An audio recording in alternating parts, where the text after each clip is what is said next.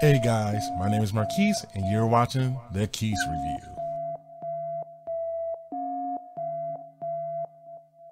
Okay guys, we have a lot of news today for News Bites. Starting it off, Denon.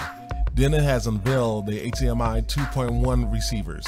So what will be included in those receivers will be everything from 8K resolution at 60Hz, 4K resolutions at 120Hz, Dolby Vision, HDR10 Plus, and eARC. You also have VRR included in that will pass through the signal from the devices up to the TVs.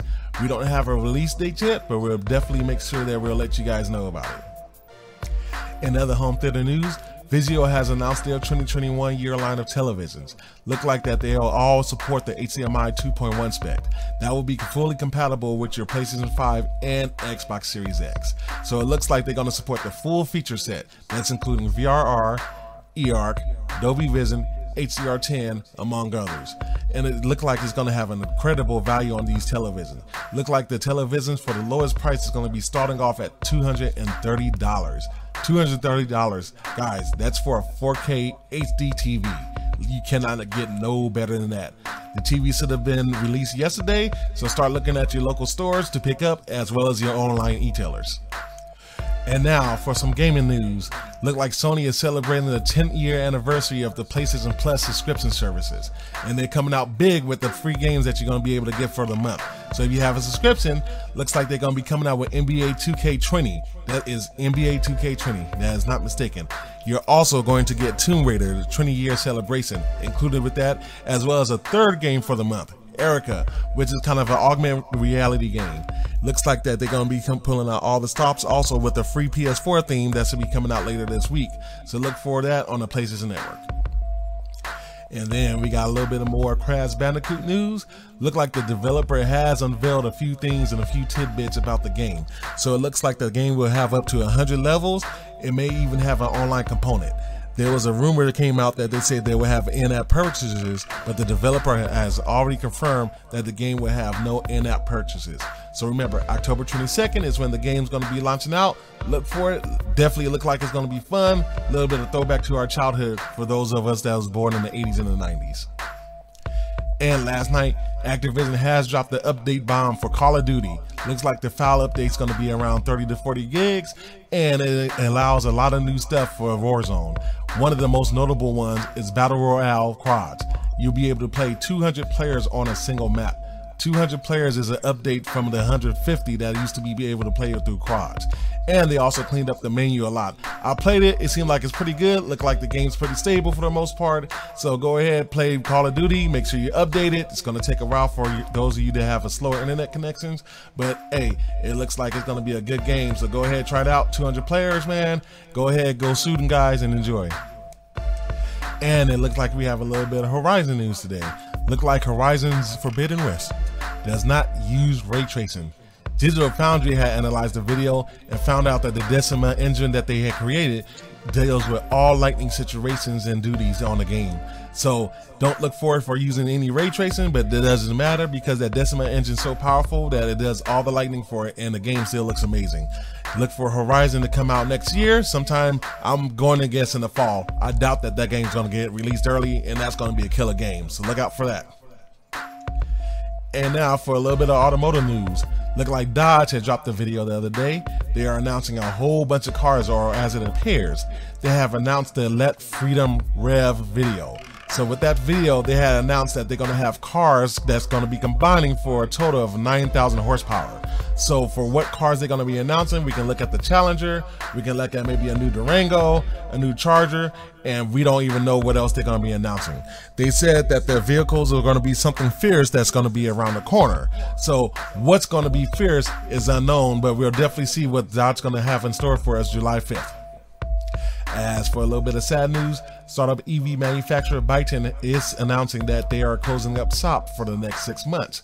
Looks like they have furloughed the majority of their workforce and only keeping the most essential workers that's available to work. Looks like the M-Byte, which is the first SUV that is supposed to be unveiled, is going to be delayed. So we'll see what will happen with Byton, and hopefully they can come back pretty soon. Ford has announced that they are currently taking the orders for their new EV, the Mustang Mach-E.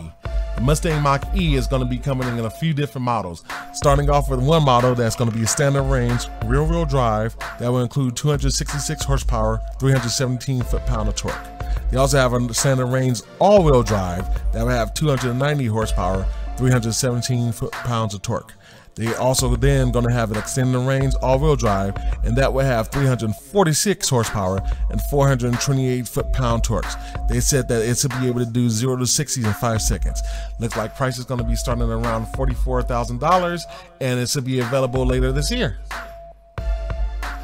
Going into some interesting 12-volt news, look like Vox is purchasing Directed Electronics Incorporated. DEI is a company that many people might not know the name, but know one of their brands. So if you heard the Clifford brand, if you heard of the popular Viper brand, or some of the Automate brands, these are all included under DEI. So far that we know, Vox had closed out the acquisition last night, and we are seeing that some employees are already leaving the company. I don't know much more news than that, but we definitely will get it to you as soon as we find out more news. And leaning into a little bit of mobile news, look like Microsoft has been very busy with their new smartphone, the Surface Duo. The Surface Duo is rumored to even come out as soon as 4 to 6 weeks from now, which is closer than the fall target that they have been announcing. They have been working extensively onto their Microsoft Launcher, which basically changes the skin on the Android phone, which I've been using on my Note 9. So look out for the Surface Duo to come out very, very soon. I'm very interested to see it. They have a new technology that's called app groups that's just going to be able to launch out 2 apps at once, or more than 2 apps at once. Looks like you can do OneNote on one screen and Outlook on the other. So look out for this phone to be releasing sometime in the near future. Looks like Google's smartphone flagships has been leaked out. Looks like their new smartphone, the Pixel 5, has been showing renders out, and the renders has been showing that it's going to include a headphone port. Now, for those of you that don't know, the Pixel 4 does not have a headphone port. So it'll be very, very interesting to see if the Pixel 5 will come with it according to the renders. We have no time frame over the release, but we definitely will be watching out for this story. And of course, not to be outdone by Google, Motorola coming out with a little bit of smartphone news of their own. The Motorola Edge 5G look like it's going to be dropping pretty soon. Looks like they're going to have stuff like 6 gigabytes of RAM, 256 gigabytes of storage, as well as the chipset that's going to be a Snapdragon 765 SoC. Also going to have a 6.7 90Hz inlet edge display, triple rear cameras on the back, and a 4500 milliamp battery. So no release date on that phone, but we'll definitely be checking out for it.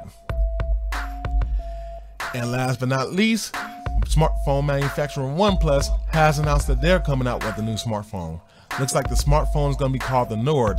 The Nord we do not have much information about, but from the rumors what we're hearing is that they're going to be going back to their roots. Looks like the phone might be released at a $300 price point and said to have features that's going to rival a $1,000 smartphone.